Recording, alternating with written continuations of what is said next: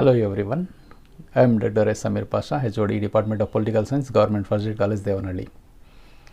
In my today's class, I am going to explain you about the governor, his appointment, salary allowances and removal, etc. Bangalore North University, 5th semester BA, paper 5.1, chapter number 3.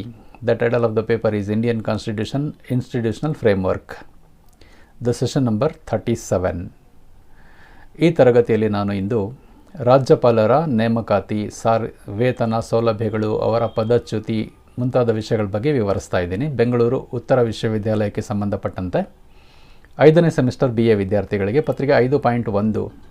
ಪತ್ರಿಕೆಯ ಹೆಸರು ಭಾರತದ ಸಂವಿಧಾನ ಸಾಂಸ್ಥಿಕ ಚೌಕಟ್ಟು. ಇದರಲ್ಲಿ 3ನೇ ಅಧ್ಯಾಯದ ಹೆಸರು ಕೇಂದ್ರ ಮತ್ತು ರಾಜ್ಯ ಕಾರ್ಯಾಂಗ. ಕೇಂದ್ರ ಕಾರ್ಯಾಂಗ ಈಗಾಗಲೇ ಮುಗಿದಿದೆ ಬೇರೆ ಬೇರೆ ಸೆಷನ್ಸಲ್ಲಿ. ಈಗ ರಾಜ್ಯ ಕಾರ್ಯಾಂಗ ಇವತ್ತು ಆರಂಭ ಆಗುತ್ತೆ. ಅದರಲ್ಲಿ ರಾಜ್ಯಪಾಲರ ಬಗ್ಗೆ ತಿಳ್ಕೊಳ್ಳಿ.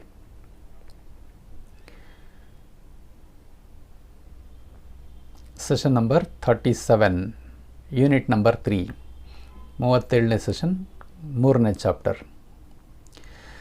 ಟಾಪಿಕ್ ರಾಜ್ಯಪಾಲರು, ಇವರ ನೇಮಕಾತಿ, ಪದಚ್ಯುತಿ, ವೇತನ, ಸೌಲಭ್ಯಗಳು ಮುಂತಾದ ವಿಷಯಗಳನ್ನು ಇವತ್ತು ತಿಳ್ಕೊಳ್ಳಿರಂತೆ.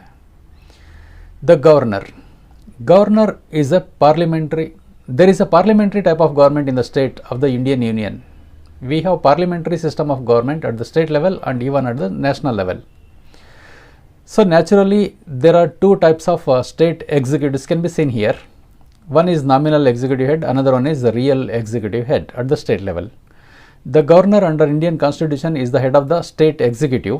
As a nominal executive, he enjoys the same position in the state as the president enjoys at the center.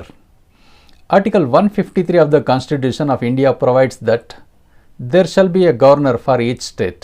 Article 153 says that there shall be a one governor for each and every state in India. It, however, also provides that one person can function as the governor of 2 or more states also.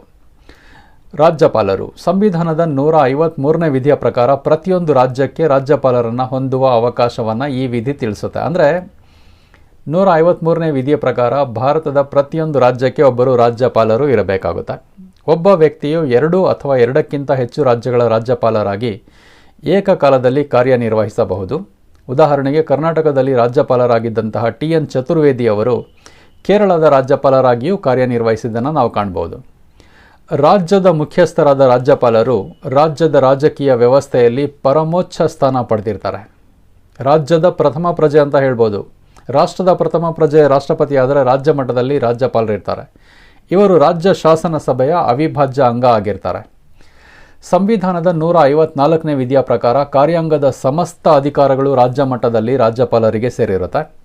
ಆದ್ದರಿಂದ ರಾಜ್ಯಪಾಲರು ರಾಜ್ಯ ಸರ್ಕಾರದ ಮುಖ್ಯ ಕಾರ್ಯನಿರ್ವಾಹಕರಾಗಿರ್ತಾರೆ ಅಂತ ಹೇಳ್ಬೋದು. ವಾಸ್ತವಿಕವಾಗಿ ಮುಖ್ಯಮಂತ್ರಿಯ ನೇತೃತ್ವದ ಮಂತ್ರಿಮಂಡಲ ರಾಜ್ಯಪಾಲರ ಹೆಸರಿನಲ್ಲಿ ಎಲ್ಲ ಕಾರ್ಯನಿರ್ವಾಹಕ ಅಧಿಕಾರಗಳನ್ನು ಚಲಾಯಿಸುತ್ತೆ. ಆದ್ದರಿಂದ ರಾಜ್ಯಪಾಲರು ರಾಷ್ಟ್ರಾಧ್ಯಕ್ಷರಂತೆ ಕೇವಲ ನಾಮ ಮಾತ್ರ ಮುಖ್ಯಸ್ಥರಾಗಿರ್ತಾರೆ. ರಾಜ್ಯ ಮಟ್ಟದಲ್ಲಿ ಮುಖ್ಯಮಂತ್ರಿ ಮತ್ತು ಮಂತ್ರಿಮಂಡಲ ನೈಜ ಕಾರ್ಯಾಂಗವಾಗಿರ್ತಾರೆ. ನಿಜವಾಗಿ ಆಡಳಿತ ಅವರು ನಡೆಸ್ತಾರೆ, ಆದರೆ ರಾಜ್ಯಪಾಲರ ಹೆಸರಲ್ಲಿ. ರಾಷ್ಟ್ರಾಧ್ಯಕ್ಷರಿಗೆ ಹೋಲಿಸಿದ್ರೆ ರಾಜ್ಯಪಾಲರು ಹೆಚ್ಚಿನ ವಿವೇಚನಾ ಅಧಿಕಾರಗಳನ್ನು ಹೊಂದಿದ್ದಾರೆ. ಕೆಲವು ಸಂದರ್ಭಗಳಲ್ಲಿ ತಮ್ಮ ವಿವೇಚನನ ಬಳಸಿ ಹೆಚ್ಚಿನ ಅಧಿಕಾರನ ಇವರು ಚಲಾಯಿಸ್ತಾರೆ. ರಾಜ್ಯಪಾಲರು ರಾಜ್ಯದ ಕಾರ್ಯನಿರ್ವಾಹಕ ಮುಖ್ಯಸ್ಥರು ಹಾಗೂ ಕೇಂದ್ರ ಸರ್ಕಾರದ ಪ್ರತಿನಿಧಿಯಾಗಿ ದ್ವಿಪಾತ್ರ ವಹಿಸ್ತಾರೆ. ರಾಜ್ಯದ ಆಡಳಿತದ ಮುಖ್ಯಸ್ಥರು ಅಷ್ಟೇ ಅಲ್ಲ, ಇವರು ಕೇಂದ್ರದ ಪ್ರತಿನಿಧಿಯಾಗಿಯೂ ಕಾರ್ಯನಿರ್ವಹಿಸ್ತಾ ಇರ್ತಾರೆ. Appointment of governor.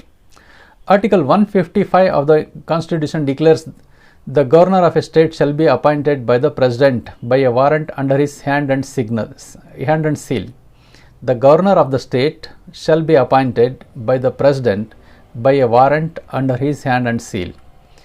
ರಾಜ್ಯಪಾಲರ ನೇಮಕಾತಿ ಯಾರು ಮಾಡ್ತಾರೆ ಅಂತ ಸಂವಿಧಾನದ 155ನೇ ವಿಧಿ ಪ್ರಕಾರ ರಾಜ್ಯದ ರಾಜ್ಯಪಾಲರನ್ನು ರಾಷ್ಟ್ರಪತಿಗಳು ನೇಮಕ ಮಾಡ್ತಾರೆ ಅಂತ ಅದು ಘೋಷಣೆ ಮಾಡುತ್ತೆ. ರಾಜ್ಯಪಾಲರನ್ನು ನೇಮಕ ಮಾಡುವ ಸಂದರ್ಭದಲ್ಲಿ ರಾಷ್ಟ್ರಾಧ್ಯಕ್ಷರು ಸಂಬಂಧಪಟ್ಟ ರಾಜ್ಯದ ಮುಖ್ಯಮಂತ್ರಿಯೊಂದಿಗೆ ಸಮಾಲೋಚನೆ ನಡೆಸುವುದು ಒಂದು ಸಂಪ್ರದಾಯವಾಗಿ ಬೆಳೆದು ಬಂದಿದೆ. ಯಾವ ರಾಜ್ಯಕ್ಕೆ ರಾಜ್ಯಪಾಲರನ್ನ ನೇಮಕಾತಿ ಮಾಡಲಾಗುತ್ತೋ ಆ ರಾಜ್ಯದ ಮುಖ್ಯಮಂತ್ರಿಯ ಜೊತೆ ಸಮಾಲೋಚನೆ ಮಾಡಬೇಕು ರಾಷ್ಟ್ರಪತಿ ಅನ್ನೋ ಒಂದು ಸಂಪ್ರದಾಯ ಇದೆ.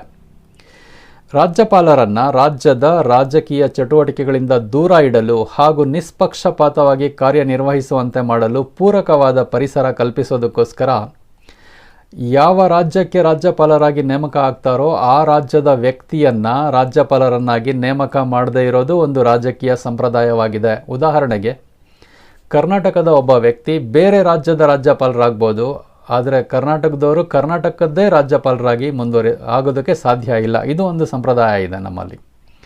It has become a tradition for the president to consult with the chief minister of the state when appointing governor for concerned state. It is a political tradition not to appoint a person of the same state as governor, but to provide a conducive environment to keep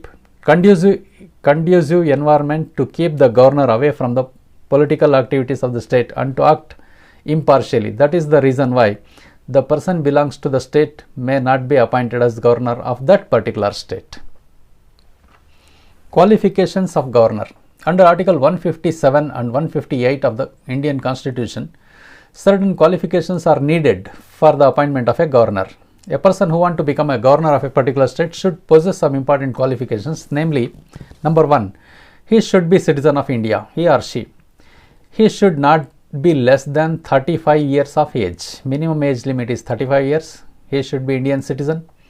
He should not be a member of either House of Parliament or any house of the state legislature. He should not hold any office of profit under state or union government. He should not be a government employee. He should not be a member of legislature at the state level or at the national level.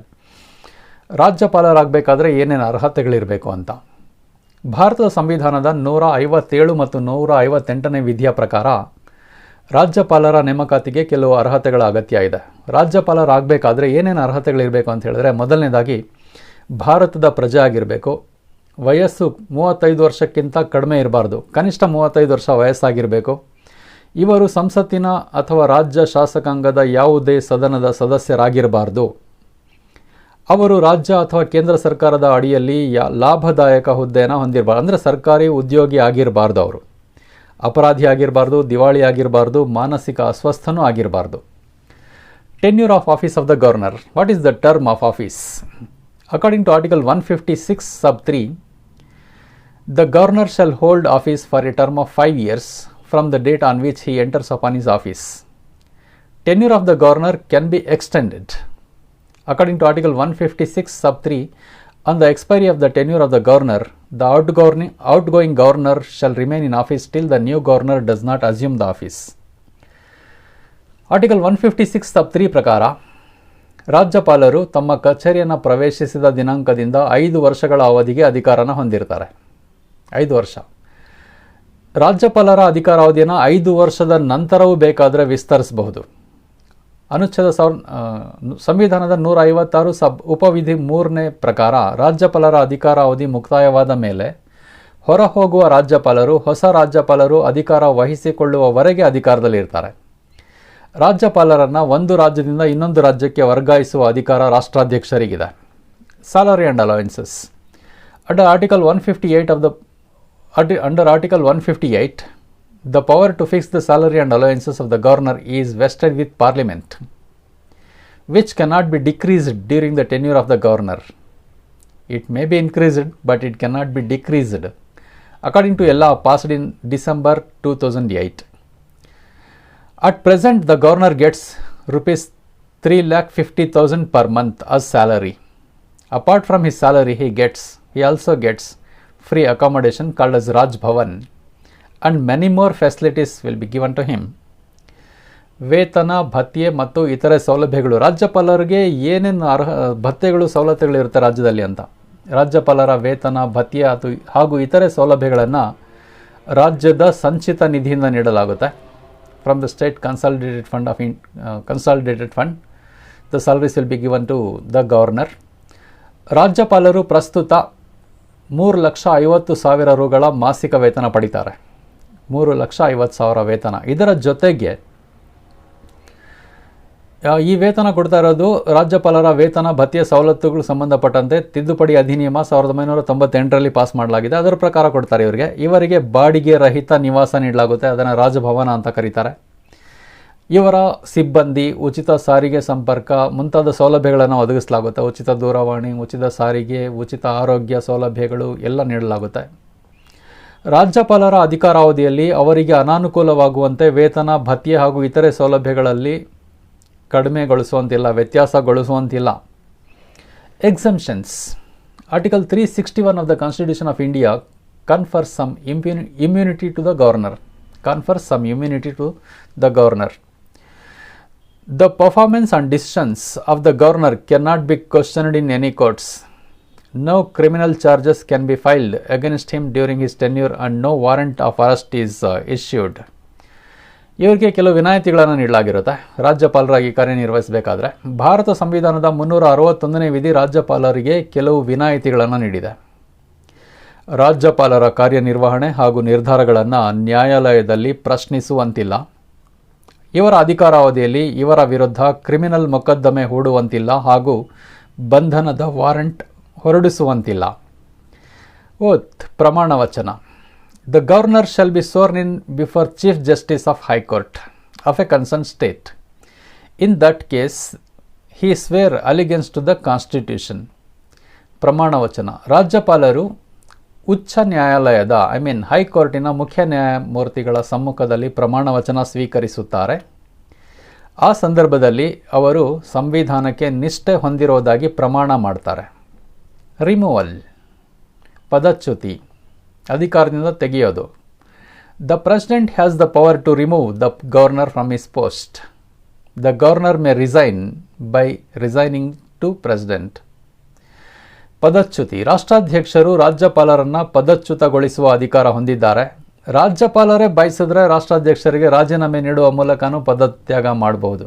ಆದರೆ ಒಂದು ತಿಳ್ಕೊಬೇಕಿಲ್ಲಿ, ರಾಜ್ಯಪಾಲರನ್ನು ಪದಚ್ಯುತಿಗೊಳಿಸೋದು, ನೇಮಕ ಮಾಡೋದು ರಾಷ್ಟ್ರಪತಿನೇ ಆದರೂ ರಾಷ್ಟ್ರಪತಿಯವರಿಗೆ ಸಲಹೆ ನೀಡೋ ಅಧಿಕಾರ ಪ್ರಧಾನಮಂತ್ರಿ ಮತ್ತು ಮಂತ್ರಿಮಂಡಲಕ್ಕಿರುತ್ತೆ. ಪ್ರಧಾನಮಂತ್ರಿ ಮತ್ತು ಮಂತ್ರಿಮಂಡಲ ಬಯಸಿದಂಥವರೇ ರಾಜ್ಯಪಾಲರಾಗಿ ಮುಂದುವರಿತಾರೆ. ಅವ್ರಿಗಿಷ್ಟ ಇಲ್ಲ ಅಂದರೆ ಇವ್ರ ಅಧಿಕಾರ ಕಳ್ಕೊಳ್ತಾರೆ. ಆದರೆ ರಾಷ್ಟ್ರಪತಿಯವರಿಂದ ಇವರ ಅಧಿಕಾರನ ಮೊಟಕುಗೊಳಿಸಲಾಗುತ್ತೆ ಪ್ರಧಾನಮಂತ್ರಿ ಮತ್ತು ಸಚಿವ ಸಂಪುಟ ಬಯಸಿದ್ರೆ. ಯಾಕೆಂದರೆ ಪ್ರಧಾನಮಂತ್ರಿ ಮತ್ತು ಮಂತ್ರಿಮಂಡಲ ನೈಜ ಕಾರ್ಯಾಂಗ, ನಿಜವಾದ ಆಡಳಿತ ನಡೆಸ್ತಾರೆ. ರಾಷ್ಟ್ರಪತಿ ಹೆಸರಿಗೆ ಮಾತ್ರ ಇರ್ತಾರೆ. ಅದೇ ರೀತಿ ರಾಜ್ಯಪಾಲರನ್ನು ನೇಮಕ ಮಾಡೋದರಲ್ಲಿ ಪ್ರಮುಖ ಪಾತ್ರನ ರಾಷ್ಟ್ರಪತಿನ ವಹಿಸಿದ್ರು ಅವರ ಹಿಂದೆಗಡೆ ಕೆಲಸ ಮಾಡೋರು ಪ್ರಧಾನಮಂತ್ರಿ ಮತ್ತು ಸಚಿವ ಸಂಪುಟ. ಸೊ ಪ್ರಧಾನಮಂತ್ರಿ ಮತ್ತು ಸಚಿವ ಸಂಪುಟಕ್ಕೆ ಇಷ್ಟ ಆಗೋವರೆಗೂ ಸಂಬಂಧಪಟ್ಟ ರಾಜ್ಯಪಾಲರು ಅಧಿಕಾರದಲ್ಲಿ ಮುಂದುವರಿತಾರೆ ಅಂತ ಹೇಳ್ಬೋದು. ಯಾಕೆಂದರೆ ಕೇಂದ್ರದ ಪ್ರತಿನಿಧಿಯಾಗಿ ಅವರು ರಾಜ್ಯದಲ್ಲಿ ಕೆಲಸ ನಿರ್ವಹಿಸ್ತಾರೆ ರಾಜ್ಯಪಾಲರು. ಸೊ ಇಷ್ಟು ವಿಷಯಗಳನ್ನು ಈ ತರಗತಿಯಲ್ಲಿ ತಿಳ್ಕೊಂಡಿದ್ದೀರಾ. Thank you.